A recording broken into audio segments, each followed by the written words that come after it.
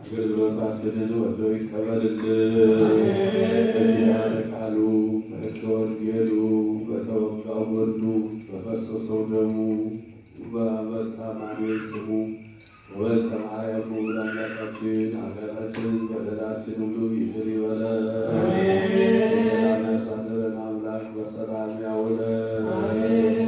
ሀገራችን ኢትዮጵያ ተዋሕዶ ሃይማኖታችንን መላውን ዓለም ሁሉ የምንኖርባትን ይህችን ምድር አሜሪካን በቸርነቱ ይጠብቅልን።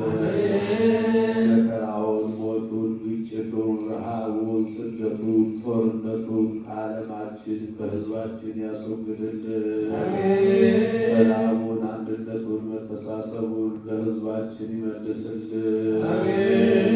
ይህችን ቤተ ክርስቲያን በገንዘባቸው፣ በጉልበታቸው፣ በእውቀታቸው፣ በጸሎታቸው ሁልጊዜ እያሰቡ የሚያገለግሉትን አገልጋዮቿን፣ ካህናቱን፣ ዲያቆናቱን፣ ምዕመናኑን ወንዶችንም ሴቶችንም በሕይወተ ሥጋ በሕይወተ ነፍስ በረጅም ዕድሜ በሙሉ ጤንነት ይጠብቅልን።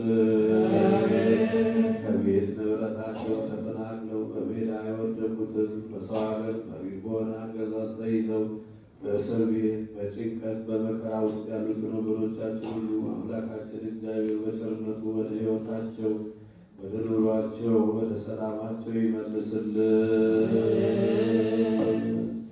በጸሎታችሁ አስቡን ብሎ ቤተክርስቲያን የሚያገለግሏትን አገልጋዮቿን ተክለ ዮሐንስ፣ አስካለ ሥላሴ፣ ሀብተ መድኅንን፣ ጽጌ ማርያምን አምላካችን እግዚአብሔር በቸርነቱ በምሕረቱ ይጠብቅልን። ሀሳበ ልቡናቸውን ሁሉ ይፈጽምልን።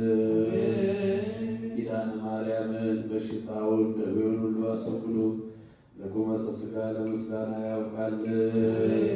ነፍስ ይማርልን። ነፍሰ ገብሩ ገብረ እግዚአብሔር አገረ መንግሥተ ሰማያትን ያወርስልን።